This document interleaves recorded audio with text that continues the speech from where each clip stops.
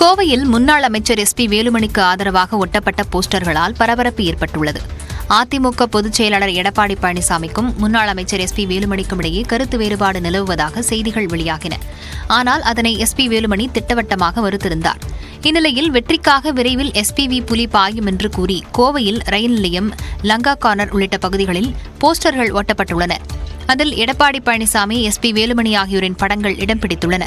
அதிமுக நிர்வாகிகள் பெயரில் ஒட்டப்பட்டுள்ள இந்த போஸ்டர்கள் சமூக வலைதளங்களில் வைரலாகி வருகின்றன. செங்கல்பட்டை அடுத்த பரனூர் சுங்கச்சாவடியில் வாகனங்கள் அடுத்தடுத்து மோதி விபத்துக்குள்ளானதால் அங்கு போக்குவரத்து பாதிக்கப்பட்டது. விடுமுறை தினத்தையொட்டி வழக்கத்தை விட பரனூர் சுங்கச்சாவடியில் வாகனங்கள் அதிகரித்து காணப்பட்டன. சுங்கச்சாவடிக்கு அருகே மேம்பாலத்தில் சென்ற வாகனங்கள் திடீரென கட்டுப்பாட்டை இழந்து ஒன்றன் பின் ஒன்றாக மோதிக்கொண்டன. இதில் அரசு பேருந்து மற்றும் 2 கார்கள் சேதமடைந்தன. இதனால் பின்னால் வந்த வாகனங்கள் செல்வதற்கு வழியில்லாமல் ஸ்தம்பித்து நின்றன. 2 கிலோமீட்டர் தூரத்திற்கு கடுமையான போக்குவரத்து நெரிசல் ஏற்பட்டது.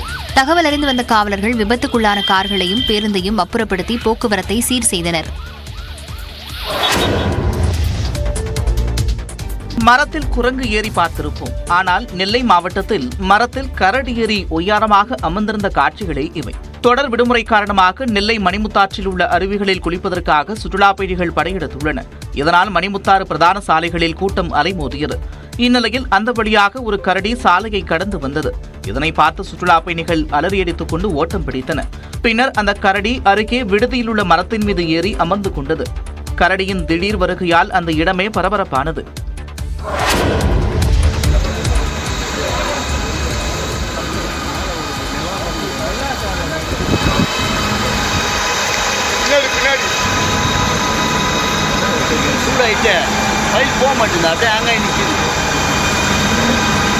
திரும்பிய பக்கமெல்லாம் இப்படி கரும்புகை சூழ காரணம் மணலி அருகே பெயிண்ட் குடோனில் ஏற்பட்ட தீ விபத்து.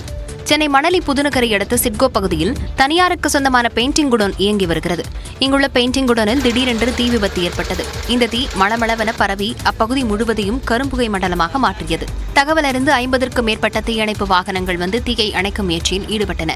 2 ஸ்கைலிப்ட் வாகனங்கள் உதவியுடன் தீயை அணைக்கும் பணியில் வீரர்கள் ஈடுபட்டனர்.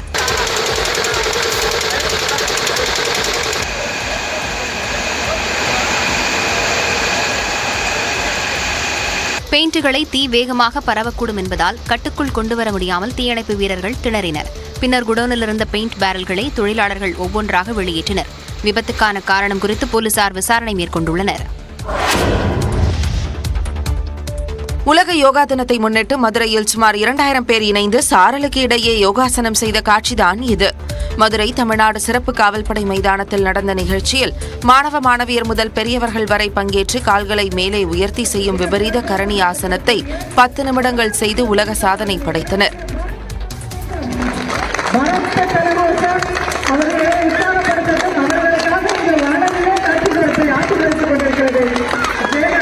இந்நிகழ்வில் உயர்நீதிமன்ற கிளை நீதிபதி ஜி.ஆர். சுவாமிநாதன், ஆயுதப்படை காவல்துறை தலைவர் லட்சுமி IPS, நடிகர் சூரி உள்ளிட்டோர் பங்கேற்று வாழ்த்தினர்.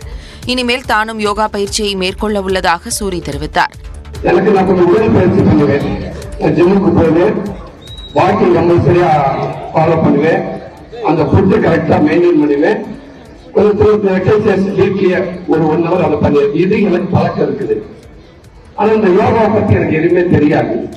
உடல் ஆரோக்கியம் மிக முக்கியம் எனவும் நடிகர் சூரி குறிப்பிட்டார்.